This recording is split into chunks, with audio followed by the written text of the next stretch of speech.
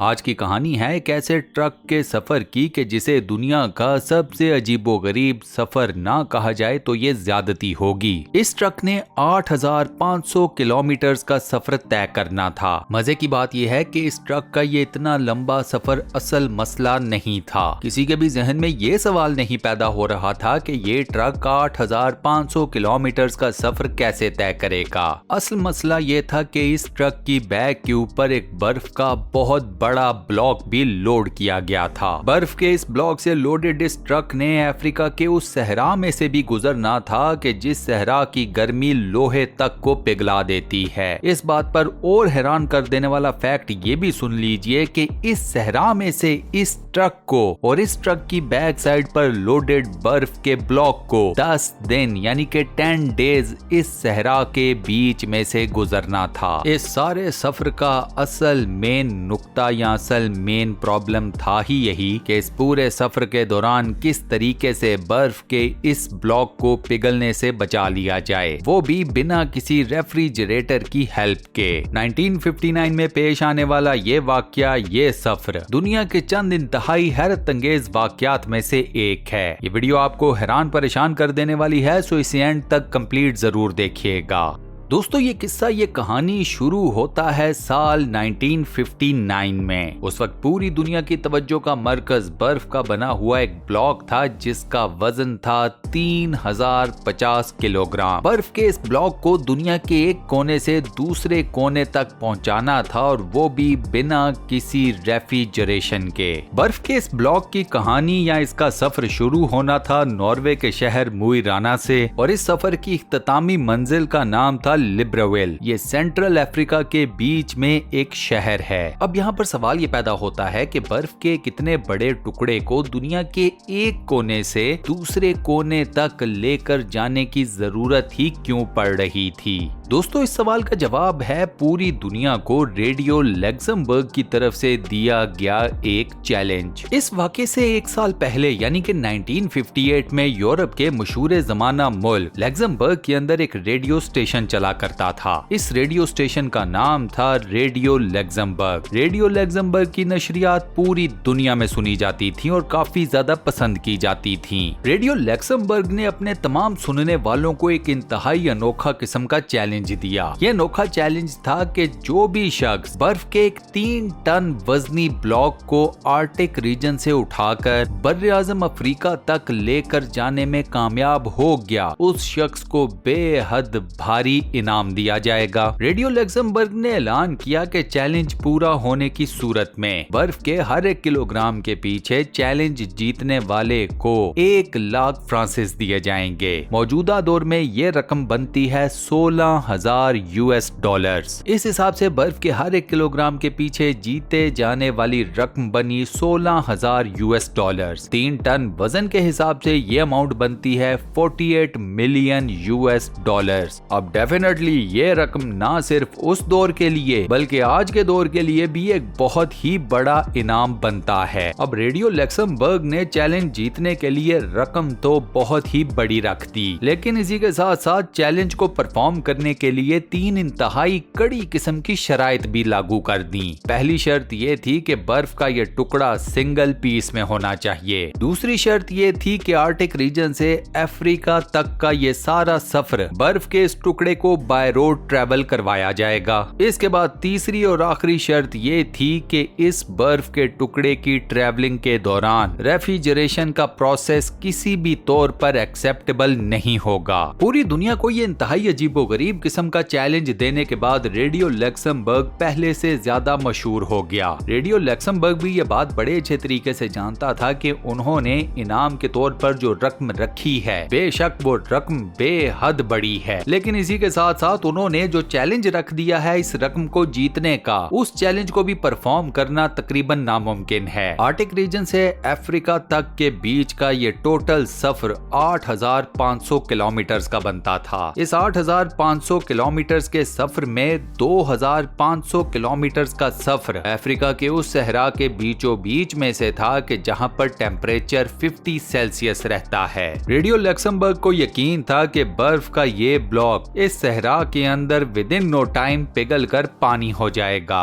लेकिन radio Luxembourg को ये नहीं मालूम था कि आगे उनके साथ क्या होने वाला है। जब रेडियो लक्समबर्ग ने पूरी दुनिया को ये इंतहाई अनोखा किस्म का चैलेंज दिया तो उसके कई महीनों तक रेडियो लक्समबर्ग से किसी ने भी इस चैलेंज को कबूल करने के लिए राब्ता नहीं किया। उस वक्त तक हर किसी को यही लगता था कि ये काम नामुमकिन है, लेकिन फिर बर्जर नॉर्टविक नाम के एक शख्स ने रेडियो लक्समबर्ग से राब्ता किया और उन्हें बताया कि वो ये चैलेंज एक्सेप्ट करता है। नॉर्टविक नॉर्वे में ग्लासवर्ल्ड नाम की एक कंपनी का डायरेक्टर था और इसकी कंपनी इंसुलेशन मटेरियल बनाया करती थी। नॉर्टविक को इस बात का यकीन था कि उसकी कंपनी जो इंसुलेशन मटेरियल बनाती है उस इंसुलेशन मटेरियल की मदद से इस चैलेंज को पूरा करना बेहद आसान है। रेडियो लक्समबर्ग का यह आइस ब्लॉक चैलेंज कबूल करने के बाद नॉर्टविक का नाम भी पूरी दुनिया के सामने आ गया। इस चैलेंज को पूरा करने के लिए नॉर्टविक ने एक स्पेशल टीम बनाई और उसके बाद इस चैलेंज को पूरा करने के प्लान पर अमल दरामद शुरू हो गया। दूसरी तरफ जब रेडियो लक्समबर्ग को यह पता चला कि नॉर्टविक उनके चैलेंज को एक्सेप्ट करने के बाद इस चैलेंज को पूरा करने की जुस्तजू में लग गया है तो रेडियो लक्समबर्ग को लगा कि उन्हें लेने के देने पड़ जाएंगे। रेडियो लक्समबर्ग के अंदर यह डर पैदा हो गया कि वो एक बहुत बड़ी रकम से हाथ धोने वाले हैं, लिहाजा उसी वक्त रेडियो लक्समबर्ग ने अपना ये दिया हुआ चैलेंज वापस ले लिया। अब जब नॉर्टविक को यह पता चला कि रेडियो लक्समबर्ग ने अपना ये चैलेंज वापस ले लिया है तब नॉर्टविक ने पूरी दुनिया के अखबारों में ये ऐलान कर दिया कि बेशक रेडियो लक्समबर्ग अपना चैलेंज वापस ले चुका है, फिर भी वो इस चैलेंज को परफॉर्म जरूर करेगा, इसे कंप्लीट जरूर करेगा रिगार्डलेस ऑफ द फैक्ट कि रेडियो लक्समबर्ग उसे ये चैलेंज जीतने के बाद ऐलान करदा इनामी रकम देता है या नहीं देता। नॉर्टविक ये सब कुछ इसलिए कर रहा था क्योंकि वो बड़े अच्छे तरीके से जानता था कि अगर उसने ये चैलेंज जीत लिया तो दुनिया भर में उसकी कंपनी की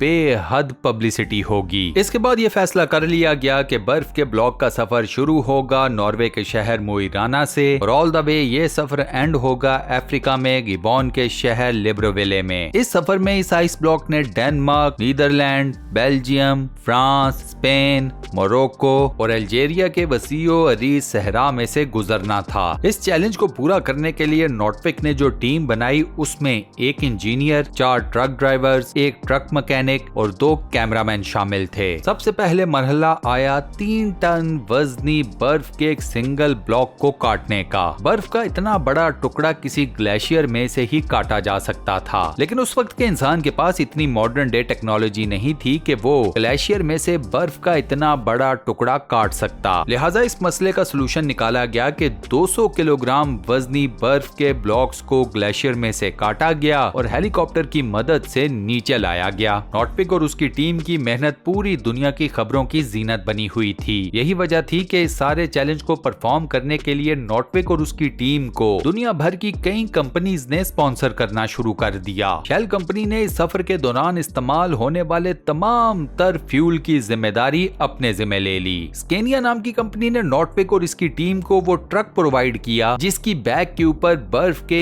इस ब्लॉक को लोड किया जाना था। 200 किलोग्राम वजनी बर्फ के टुकड़ों को नीचे लाकर एक जगह पर दोबारा से फ्रीज किया गया। तमाम टुकड़े फ्रीज होने के बाद एक बड़े साइज के ब्लॉक की शक्ल इख्तियार कर गए। बर्फ के इस मैसिव ब्लॉक का वजन था 3050 किलोग्राम, यानी कि 3 टन वजन से थोड़ा सा ऊपर। बर्फ के इस ब्लॉक को एक स्पेशल किस्म के डिजाइंड कंटेनर में डाला गया। इस कंटेनर के इर्द गिर्द एक खास किस्म की इंसुलेशन कर दी गई। कंटेनर की साइड के ऊपर की जाने वाली ये तमाम तर इंसुलेशन ग्लास वूल की बनी हुई थी। इस कंटेनर की अच्छे तरीके से इंसुलेशन करने के बाद 27 फरवरी 1959 को बर्फ के इस ब्लॉक ने अपना ये तारीखी सफर शुरू किया। इस सफर की शुरुआत तो इंतहाई खुशगवार थी, मौसम भी अच्छा था और रोड्स की कंडीशन भी काफी ज्यादा बेहतर थी। अब चूंकि इस सफर के आगाज की खबर पूरी दुनिया के अखबारात अवाम-उन-नास के सामने पहुंचा चुके थे, लिहाजा ये ट्रक जिस भी बड़े शहर से गुजरता तो इस ट्रक को देखकर शहर की अवाम-उन-नास तालियां भी बजाते और नारे भी लगाते। ट्रक और उसके क्रू के लिए तालियां बजाई जाती उनके इस्तकबाल के लिए और नारे लगाए जाते उनका हौसला बढ़ाने के लिए। पेरिस में से गुजरते हुए तो पेरिस की पुलिस ने इस ट्रक और इसके क्रू को एक स्पेशल प्रोटोकॉल भी दिया ताकि ये ट्रक और ट्रक का क्रू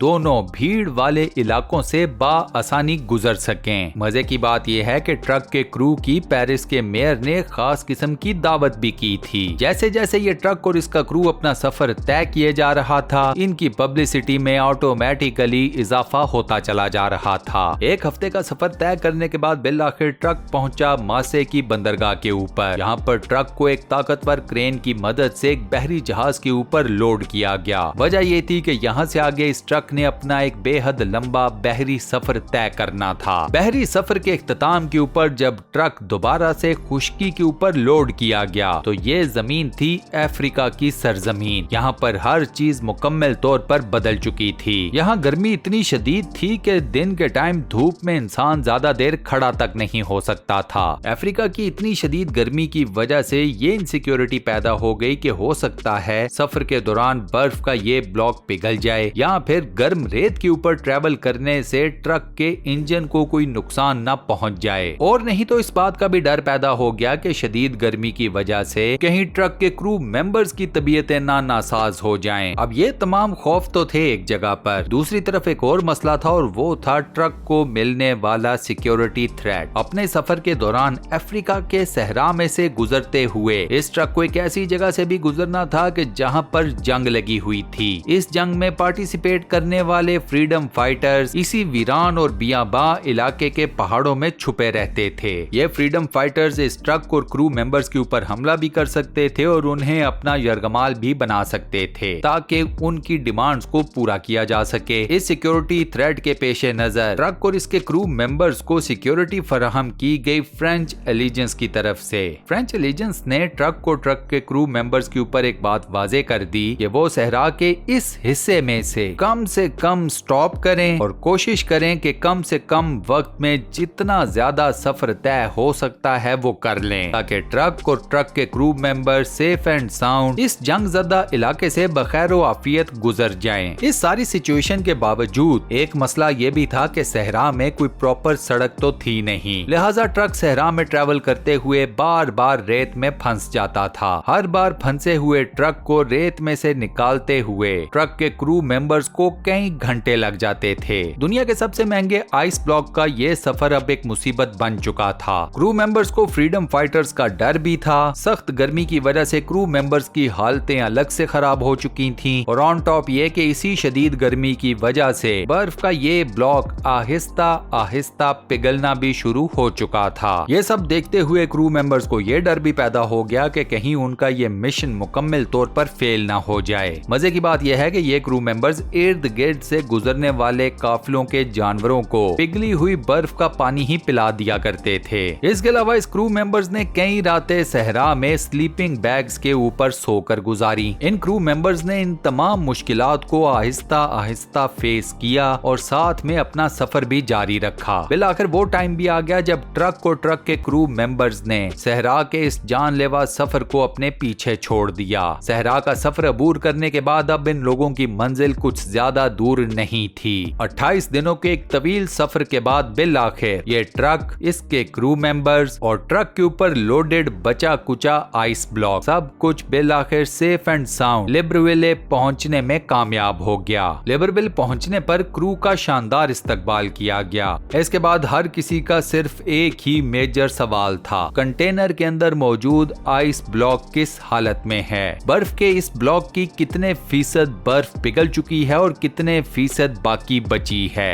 बर्फ के इस ब्लॉक के ऊपर मौजूद स्पेशल कंटेनर को जब खोला गया तो जो मंजर लोगों ने देखा उस मंजर पर यकीन करना हर किसी के लिए बेहद मुश्किल हो गया। बर्फ का ये ब्लॉक जब नॉर्वे से चला था उस वक्त इसका वजन था 3050 किलोग्राम। 28 दिन और 8500 किलोमीटर का बेहद मुश्किल तरीन सफर तय करने के बाद लिब्रविले में इस बर्फ के ब्लॉक का वजन था 2714 किलोग्राम। इस पूरे सफर में बर्फ के इस ब्लॉक का सिर्फ 11% बर्फ ही पिघली थी। ये 11% किलोग्राम्स में बनता है 336 किलोग्राम। इसके अलावा बाकी बर्फ का पूरा ये ब्लॉक वन पीस में एज इट इज मौजूद था। गिबॉन के अंदर ही बर्फ के इस ब्लॉक को तोड़ा गया और तमाम ज्यादातर बर्फ गिबॉन के लोगों में तकसीम कर दी गई। आप हैरान होंगे कि गिबॉन के लोगों ने इससे पहले जमी हुई बर्फ देखी तक नहीं थी। इन गरीब लोगों के लिए ये जमी हुई बर्फ एक ऐसी अनोखी चीज थी जिसे वो पहली मर्तबा देख रहे थे, एक्सपीरियंस कर रहे थे। अब चैलेंज तो पूरा हो गया, लेकिन चूंकि इस चैलेंज को देने वाला रेडियो लक्समबर्ग पहले ही चूंकि इस चैलेंज से दस्तबरदार हो चुका था, लिहाजा नॉर्थविक को चैलेंज जीतने के बावजूद कोई भी रकम हाथ नहीं लगी। लेकिन दोस्तों, नॉर्थविक और उसकी टीम के ये आइस ब्लॉक चैलेंज जीतने के बाद उनकी कंपनी की सेल्स को 4 चांद लग गए। ग्लासफोर्ट नाम की ये कंपनी आज भी इंसुलेशन मटेरियल ही बनाती है। फर्क सिर्फ इतना है कि इस कंपनी ने अपना नाम ग्लासबॉट से चेंज करके ग्लावा इंसुलेशन रख दिया है। आइस ब्लॉक चैलेंज को जीतने के बाद ना तो कभी इस कंपनी की शोहरत कम हुई और ना ही इनकी तरक्की।